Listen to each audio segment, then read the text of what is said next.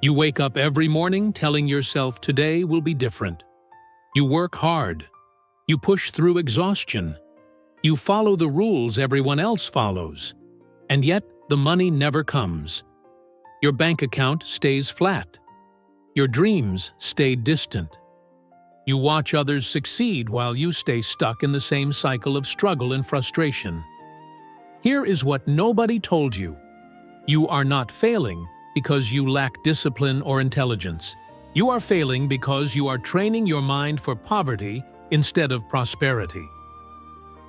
Napoleon Hill discovered a biblical law that Andrew Carnegie used to build an empire worth billions. Thomas Edison relied on this same principle to revolutionize the world. Henry Ford applied it to transform American industry.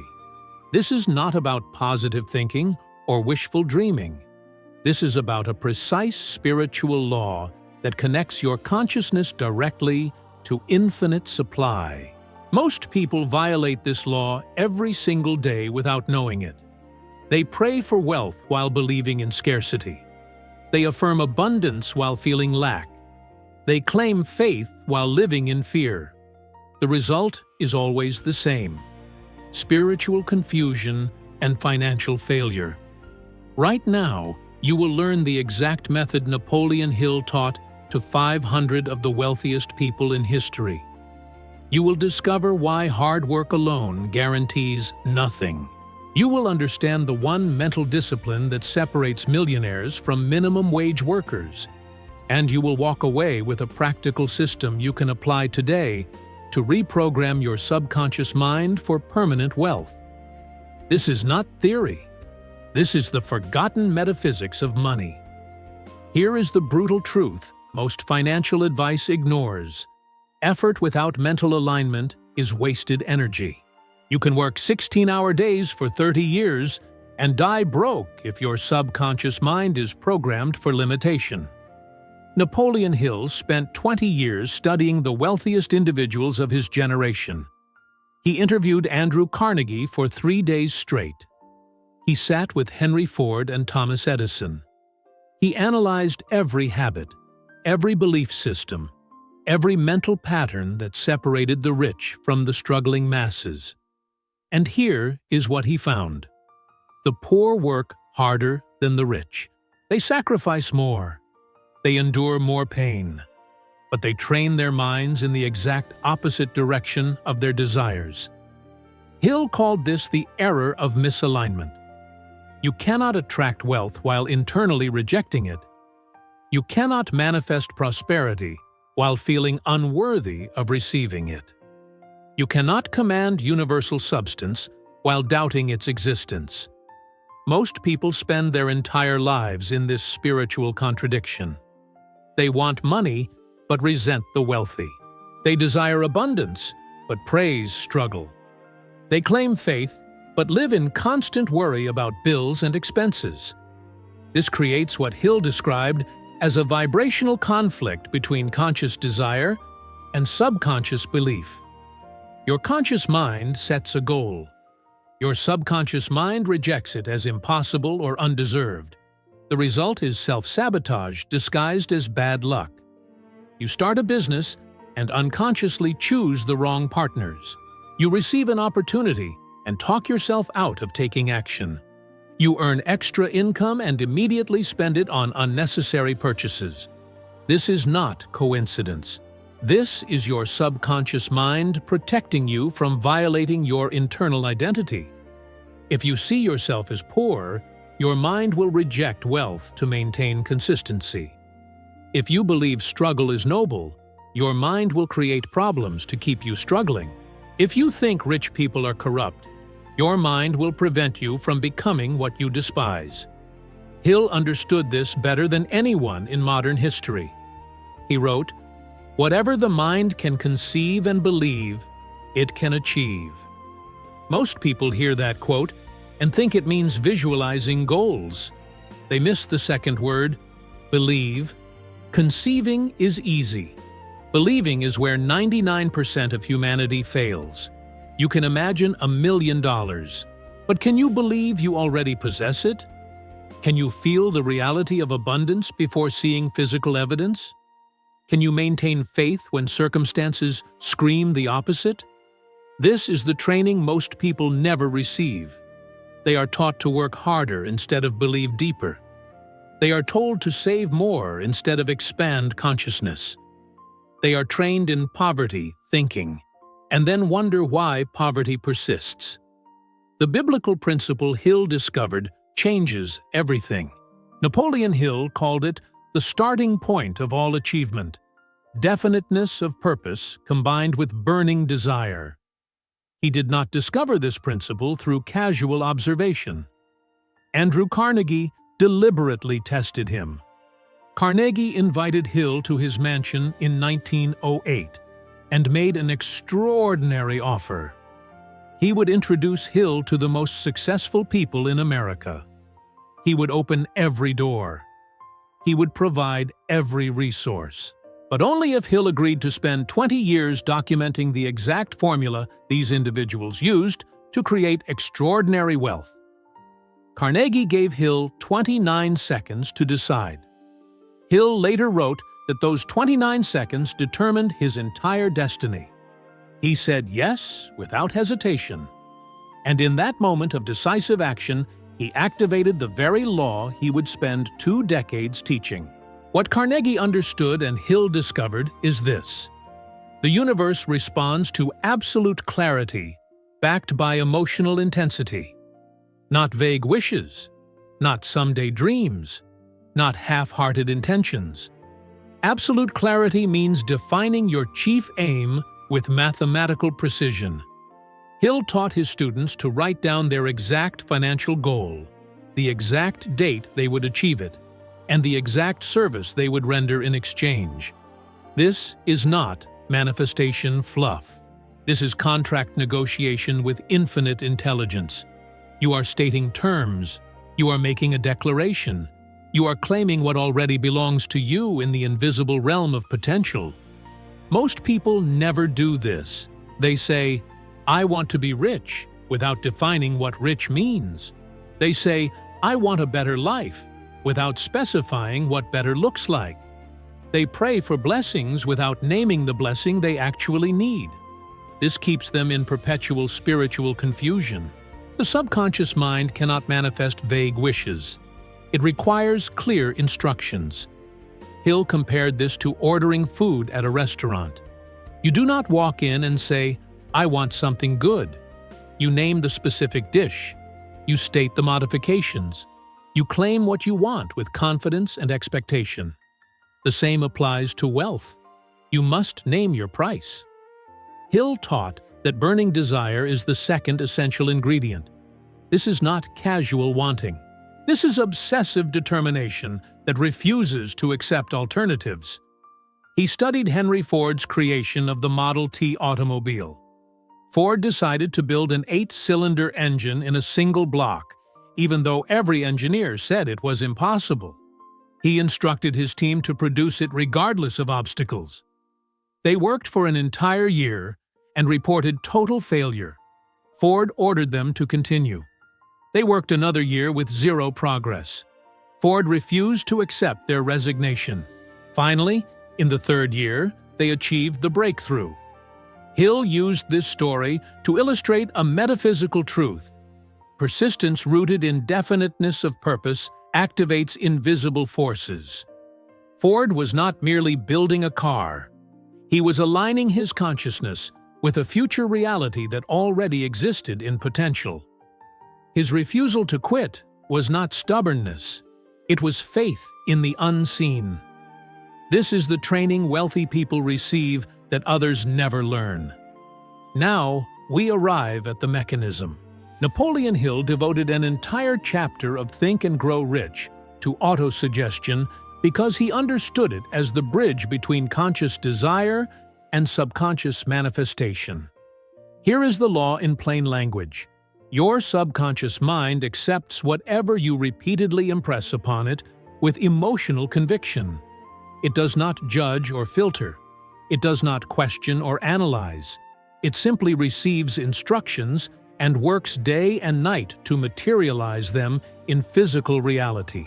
This is the biblical principle Jesus taught when he said, "Therefore I tell you, whatever you ask for in prayer, believe that you have received it, and it will be yours." Notice the verb tense, not will receive. Have received. Present perfect tense. This is not future hoping. This is present conviction. Hill called this the secret of the ages hidden in plain sight throughout Scripture. Matthew 7 verse 7 states, "Ask and it will be given to you." But most people ask from a state of lack. They beg. They plead. They hope maybe, possibly, God will grant their request if they are worthy enough. This violates the law completely. Asking from the consciousness of already having is how the law operates. When you ask while believing you have already received, you are not requesting permission. You are claiming inheritance. You are activating what Hill called the ether, or what modern metaphysics calls universal substance. This invisible field of infinite intelligence surrounds you right now. It contains every possible outcome, every potential fortune, every version of reality you could ever desire. Most people never access it because they never train their subconscious mind to accept wealth as natural and inevitable. Hill taught a specific daily practice he learned from Andrew Carnegie. Every morning and every night you read your written statement of purpose aloud with maximum emotional intensity. You see yourself already in possession of the money. You feel the reality of abundance in your body. You maintain this mental state until your subconscious mind accepts it as fact. This is not pretending. This is impressing. There is a monumental difference. Pretending is surface-level imagination disconnected from belief. Impressing is repetition with emotion until the new belief becomes automatic. Hill wrote, "Any idea, plan, or purpose may be placed in the mind through repetition of thought." This is why affirmations fail for most people. They repeat words without emotional conviction. They say, "I am wealthy," while feeling broke. They claim abundance while worrying about rent. The subconscious mind ignores contradictory instructions. It responds only to what you feel as true. Earl Nightingale studied Hill's work extensively and added this crucial insight. We become what we think about most of the time, not what we wish for occasionally, not what we hope for desperately, what we think about consistently with feeling. If you spend 8 hours a day worrying about bills, your subconscious mind interprets that as your dominant desire. It will create more situations requiring you to worry about bills. If you spend 15 minutes visualizing wealth, but 23 hours and 45 minutes feeling poor, poverty wins. The subconscious operates on emotional majority vote. This is why Hill insisted on twice daily practice. Morning session to set the tone. Evening session to reinforce before sleep, when the subconscious is most receptive. He called this the master key to riches. Controlling the input to your subconscious mind with the same precision a gardener controls what seeds enter the soil. Here is where Napoleon Hill's metaphysics meets modern wealth building. You now understand the spiritual law. You know how to program your subconscious mind. But Hill was adamantly clear about one thing. Faith without action is spiritual fantasy. He taught that specialized knowledge combined with decisive action is what converts invisible substance into physical cash. General knowledge is worthless. Knowing a little about everything makes you interesting at parties, but keeps you broke. Hill studied Thomas Edison, who possessed almost zero formal education, but became one of the wealthiest inventors in history. Edison's genius was not broad intelligence. It was specialized mastery focused on electrical innovation. He hired mathematicians and engineers to handle what he did not know. He focused exclusively on invention and commercialization. This is the principle Hill called the mastermind, surrounding yourself with people whose knowledge compensates for your limitations. Andrew Carnegie could barely write a complete sentence, but he built the largest steel empire in American history. How? He hired the best metallurgists, the best engineers, the best accountants, the best salespeople. He organized their specialized knowledge into a coordinated force. Hill wrote, "Knowledge is only potential power. It becomes power only when it is organized into definite plans of action and directed to a definite end." This is where most spiritual teachings fail. They emphasize consciousness but ignore execution. They promote visualization but avoid practical strategy. Hill rejected this completely. He taught that infinite intelligence provides ideas but expects you to build the bridge between invisible inspiration and material result. Decision is that bridge. Hill observed that every wealthy person he studied shared one habit. They made decisions quickly and changed them slowly. Poor people do the opposite. They procrastinate on decisions and change their minds constantly. Why does this matter metaphysically? Because indecision signals doubt, and doubt blocks the flow of universal substance. When you hesitate, you tell your subconscious mind you do not truly believe. When you waffle between options, you divide your mental energy and dilute your manifestation power. When you wait for perfect certainty before acting, you violate the law of faith, which requires moving forward before seeing evidence. Hill told the story of a young man who wanted to work with Edison but had no connections or credentials. He decided he would become Edison's assistant, regardless of obstacles. He traveled to Edison's laboratory and waited outside every day for weeks. He was rejected repeatedly. He continued showing up. Eventually, Edison noticed his persistence and hired him. That young man became one of Edison's most valuable employees. Hill used this story to illustrate that decision backed by persistent action creates what appears to be luck, but is actually spiritual law in motion. The universe rewards those who commit fully. Henry Ford decided to build an automotive empire when he was broke and unknown. He did not wait until conditions were perfect. He did not delay until he felt ready. He made a definitive choice and then allowed that choice to reshape reality around him. This is the modern application of biblical law. You choose your definite purpose. You impress it on your subconscious through autosuggestion. You acquire specialized knowledge required for execution. You take decisive action without waiting for fear to subside. And you persist until invisible substance materializes as visible wealth. Hill wrote, "The starting point of all achievement is desire. Keep this constantly in mind.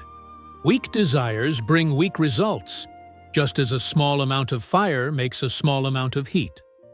Burn hot. Decide fast. Act now." Napoleon Hill understood something most modern teachers miss. Wealth creation is not about taking from a limited supply. It is about tapping into infinite substance through what he called the law of divine economy. This principle appears throughout Scripture, but remains invisible to those who read with material eyes instead of spiritual understanding. In Matthew 25, Jesus tells the parable of the talents. A master gives different amounts of money to 3 servants. 2 invest and multiply their talents. 1 buries his portion in fear. The master rewards those who multiplied and takes away from the one who hoarded. This is not a story about financial management. This is a metaphysical law about consciousness and circulation. Hill taught that money is spiritual energy in material form. It flows toward those who use it to create value and serve others. It stagnates with those who cling to it in fear or hoard it in greed. Andrew Carnegie practiced what he called the gospel of wealth. He gave away 90% of his fortune to build libraries, schools, and institutions that would elevate humanity. Was he foolish? No. He understood that giving from abundance creates a vacuum that universal substance rushes to fill. This is the principle Jesus taught when he said, "Give, and it will be given to you. A good measure, pressed down, shaken together, and running over, will be poured into your lap." Notice the imagery. Pressed down, shaken together, running over. This is not matching what you give. This is multiplying it exponentially. Hill called this the law of increasing returns. When you circulate wealth with the consciousness of abundance, you activate a spiritual principle that returns more than you gave. When you hoard with the consciousness of scarcity, you activate a different law that causes even what you have to diminish. This is why tithing works for those who understand it metaphysically, but fails for those who practice it mechanically. Giving 10% while resenting the loss does nothing. Giving with joy and expectation of return activates divine economy. Hill studied railroad magnate James J. Hill, who was no relation, but shared his dedication to metaphysical law. James Hill built the Great Northern Railway without government subsidies by applying these exact principles. He provided value, served customers excellently, reinvested profits into expansion, and gave generously to communities along his routes. The result was extraordinary wealth that seemed to multiply effortlessly. This is the cosmic habit force Napoleon Hill wrote about in his final book. The universe operates on habits. When you establish the habit of giving, serving, creating value, and expecting abundance, you set invisible forces in motion that work continuously on your behalf. Your subconscious mind becomes a magnet for opportunity. Infinite intelligence directs you toward people and circumstances that accelerate your success. Synchronicities that others call luck become your normal experience. This is not magic. This is law. Earl Nightingale summarized it perfectly. We become what we think about. Hill expanded it. Whatever the mind can conceive and believe, it can achieve. The Bible stated it first. As a man thinketh in his heart, so is he. These are not three different teachings. They are the same spiritual law expressed through different voices across different generations. You are not a victim of economic conditions. You are not limited by your current bank balance. You are not trapped by your past failures or present circumstances. You are an individualized expression of infinite intelligence with complete access to universal substance. The only thing blocking your wealth is the belief system you carry in your subconscious mind. Change that, and you change everything. Napoleon Hill spent his entire life proving this law works regardless of who applies it. Race, gender, education level, family background, none of these determine your financial destiny. Only your dominant thoughts combined with decisive action determine your results. Right now, you have a choice. You can dismiss this as interesting philosophy and return to struggling. Or you can commit to the daily practice Hill taught and proven by 500 of the wealthiest people in history. 30 days of twice-daily autosuggestion practice. 30 days of reading your definite purpose with emotional intensity. 30 days of acting as if your wealth already exists in the invisible realm waiting to materialize. What happens if you commit? Your subconscious mind begins accepting prosperity as natural. Your decisions align with abundance instead of scarcity. Your actions become bold instead of tentative. Opportunities you never noticed before suddenly appear everywhere. People you need to meet cross your path. Ideas you need to succeed download into your consciousness. This is not theory. This is reproducible spiritual science practiced by every person who rises from poverty to wealth through consciousness instead of inheritance. If you are ready to join the community of manifestors who understand these laws and apply them daily, subscribe to this channel right now. This is not entertainment. This is metaphysical training for those serious about transforming their financial reality. Every video on this channel unpacks another layer of the biblical prosperity secrets Napoleon Hill spent 20 years documenting. You have been given the master key today. Will you use it, or will you remain locked outside the kingdom of abundance that is your spiritual birthright? Napoleon Hill left us with these final words. Cherish your visions and your dreams, as they are the children of your soul, the blueprints of your ultimate achievements. Your vision of wealth is not selfish fantasy. It is divine inspiration. It is infinite intelligence calling you toward your highest purpose. Answer that call. Train your mind correctly. Apply the law with precision.